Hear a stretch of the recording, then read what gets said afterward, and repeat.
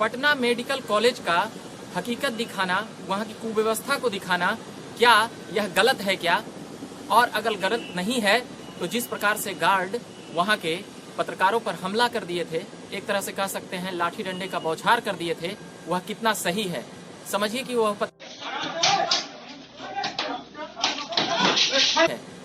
कि वह पत्रकार नहीं भी होते, अगर आम आदमी भी होते, तो क्या वह लाठी डंडा चलाना, वो बेतहाशा ढंग से और पुलिस के यहाँ उन पर गलत आरोप में फंसाए जाने की बात करना, यह कितना सही है? यह इन सभी चीजों के ऊपर प्रश्नवाचक चिन्ह है कि आखिर वहाँ की कुव्यवस्था कितनी है। यह गहराई भी बताती है और यह उन सच्चाई की हकीकत भी बताती है। वह केवल लाठी और डंडा उन पत्रकारों पर नहीं चला रहे थे, वह 4-5 जो वहाँ पर कवर करने के लिए गए थे और अपने जो काम करने के लिए गए थे, वो केवल लाठी डंडा उन चीजों पर नहीं चला रहे थे। यह लाठी और डंडा चला रहे थे कि वहाँ की कुव्यवस्था को कितना छिपाया जाए और कितना इससे जनता जो बर्दाश्त करते रहती है, अगर कोई उसका आवाज उठाए तो उसको कैसे कुचला जाए। यह डंडा इस बात का नहीं था कि पत्रकारों को वीडियो बनाने से रोक दिया जा रहा है या उन्हें पत्रकारिता करने से रोक दी जा रही है। सवाल यह था कि उन चीजों को जो वहाँ पर कुव्यवस्था फैली हुई है, जो वहाँ पर बिस्तर उतनी सुविधा नहीं है, केवल कागजी फाइलों में स्वास्थ्य मंत्री और मंत्रालय विभाग बार के तहत दिखाई जाती है, वैसी अस्पतालों में व्यवस्था नहीं होती है। अगर होती है तो फिर वह वहाँ पर कवर करने क्यों नहीं दिया गया? और जब बातें आती है कि इजाजत लिया जाए, तो इजाजत किससे लिया जाए? जब वहाँ पर गलत हो रहा है तो गलत को गलत दिखाने के लिए, सही दिखाने के लिए वहाँ पर किससे इजाजत लेनी पड़ेगी? मान लिए कि इजाजत नहीं लिया गया तो क्या आप लाठी डंडा चलवा दीजिएगा, गोली चलवा दीजिएगा? यह एक चिंतनीय विषय है। वह मैंने पहले भी कह चुके हैं कि मान लिए कोई आम आदमी हो, और गार्डों की शिकायत कई बार आ चुकी है, आम आदमी के साथ भी सही व्यवहार गार्ड नहीं करते हैं। मैं उसकी भी बातें अगर वहां पर जाऊंगा तो वहां के पेशेंट से बतलाऊंगा बिस्तर कितने हैं, और उस अनुपात में आप देखेंगे कि मरीज कितने हैं। अब वहां पर शौचालय की व्यवस्थाएं कैसी है, और रात हो गया है तो रात के शिफ्टिंग में कौन से डॉक्टर तैनात हैं और कौन से कंपाउंडर वहां पर लगे हुए हैं या नर्सेज।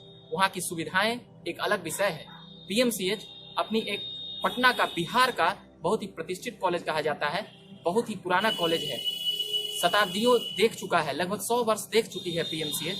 मगर इस प्रकार की घटना न केवल पत्रकार के ऊपर एक प्रकार से यह केवल एक न्यूज चलाने के लिए खबर नहीं है, या सचमुच 4-5 पंक्ति लिख करके एक वाक्य बोध में कर देने वाली यह बातें नहीं है।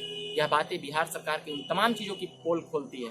वहाँ के छात्रों से पिछले साल जब बात हुआ था तो वो हिचक रहे थे बताने से, मगर कोरोना काल में या फिर जो इससे पहले चमकी बुखार और डेंगू ये सब जब होता है तो वहाँ के डॉक्टर सच बताने से हिचकते हैं, क्योंकि वह वहाँ पर नौकरी कर रहे होते हैं। मगर वो डॉक्टर यह नहीं जानते कि वह हम तनख्वाह तो उठा लेते हैं, मगर सच को सच क्यों नहीं बताया जाता है। वहाँ की व्यवस्थाओं को सही करने के लिए आखिर क्या किया जाए? पत्रकार जब दिखाएगा तो उसी प्रकार से लाठी और डंडे चलाकर अगर दबाया जाएगा तो यह बातें और उफान लेगी। और यह उन सत्ता के केंद्र में बैठे हुए लोगों को यह एक बहुत बड़ा तमाचा है कि उनकी विधि और व्यवस्था कितनी है और उनकी विधि और व्यवस्था कितनी होनी चाहिए।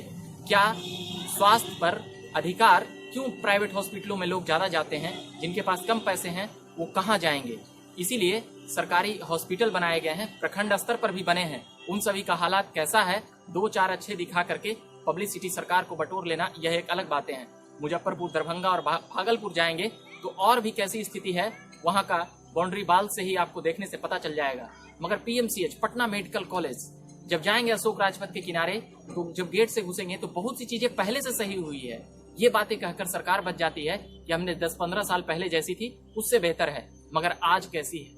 आज क्या वहाँ पर स्वास्थ्य व्यवस्थाओं में जो शौचालय की व्यवस्थाएं थी, जो कर्मचारी सो रहे थे या फिर कर्मचारी नहीं है तो उनको अलग करके शिफ्ट करके उनको जिम्मेदारी क्यों नहीं दिया गया? रोजगार इतने सारे बढ़ सकते हैं अगर इन सभी चीजों पर बातें की जाए और समझी जाए तो। मगर जब वहाँ पर उन पत्रकारों को माओवादी और अलग अलग अपराध में करके फंसाने की जब बातें आई तो यह मामला और भी गंभीर हो जाता है। वीडियो वायरल है, सभी लोगों के पास सारी चीजें जा रही है। उन 4-5 लॉन्डो ने कह सकते हैं कि जिस प्रकार से वो बातों को कवर करने का प्रयास किया वो सचमुच बधाई के पात्र हैं। उतनी लाठी और डंडा जितनी चली है वह पत्रकार के ऊपर नहीं चल रही थी, वह एक आम आदमी पर भी चल रही थी। कि क्या आम आदमी जब सच के लिए वहां पर बात करने जाएगा तो क्या उसी प्रकार से उन्हें भी पीटा जाएगा? अभी के लिए फिलहाल हम इतना ही कहेंगे। झकास भारत से मैं हूं रविकांत, और चैनल को सब्सक्राइब आप नहीं किए होंगे तो कर लीजिएगा और फेसबुक पेज को भी लाइक कीजिएगा। धन्यवाद।